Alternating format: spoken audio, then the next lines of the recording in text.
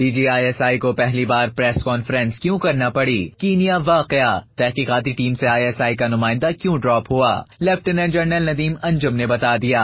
پاکستان کی خفیہ agency inter service intelligence کے سربراہ لیفٹیننٹ جنرل ندیم انجم جمعرات کو پہلی مرتبہ غیر متوقع طور پر کسی پریس کانفرنس میں منظر عام پر آئے اور اپنے ادارے پر لگنے والے الزامات اور تنقید کا جواب دیا۔ فوج کے شعبہ تعلقات عامہ کے director general major general Babar Iftikhar اور خفیہ ایجنسی ISI کے director general lieutenant general Nadeem Anjum نے مشترکہ پریس کانفرنس میں صحافی ارشد شریف کی موت، سابق وزیر اعظم عمران خان کی جانب سے سائفر کے ذریعے حکومت کی تبدیلی کے الزام اور ملکی اداروں پر کی جانے والی تنقید پر تفصیلی گفتگو کی۔ DGISI lieutenant general Nadeem Anjum نے موقف اختیار کیا کہ ان کی واضح پالیسی ہے کہ ان کی تشہیر نہ کی جائے۔ آج میں اپنی ذات کے لیے نہیں، اپنے ادارے کے لیے آیا ہوں۔ میرے ادارے کے جوانوں پر جھوٹی تہمات لگائی گئیں، اس لیے آیا ہوں۔ لیفٹیننٹ جنرل ندیم انجم نے صحافی ارشد شریف کے قتل کے معاملے پر گفتگو میں کہا، ارشد شریف قتل کیس کی غیر جانبدار تحقیقات بہت ضروری ہے۔ ارشد شریف کی زندگی کو پاکستان میں کوئی خطرہ نہیں تھا۔ جب وہ یہاں تھے تو ان کا ادارے سے رابطہ تھا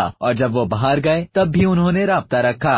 بقول DGISI میں اپنے کینین ہم منصب سے رابطے میں ہوں۔ ہم مطمئن نہیں ہیں، اس لیے حکومت نے انکوائری ٹیم بٹھائی ہے۔ ارشد شریف کے قتل کی تحقیقات کے لیے وزارت داخلہ نے 3 رکنی تحقیقاتی کمیٹی بنائی تھی جس میں ISI کا بھی ایک نمائندہ شامل تھا، تاہم بعد ازاں خفیہ ایجنسی کے نمائندے کو کمیٹی سے ہٹا دیا گیا تھا۔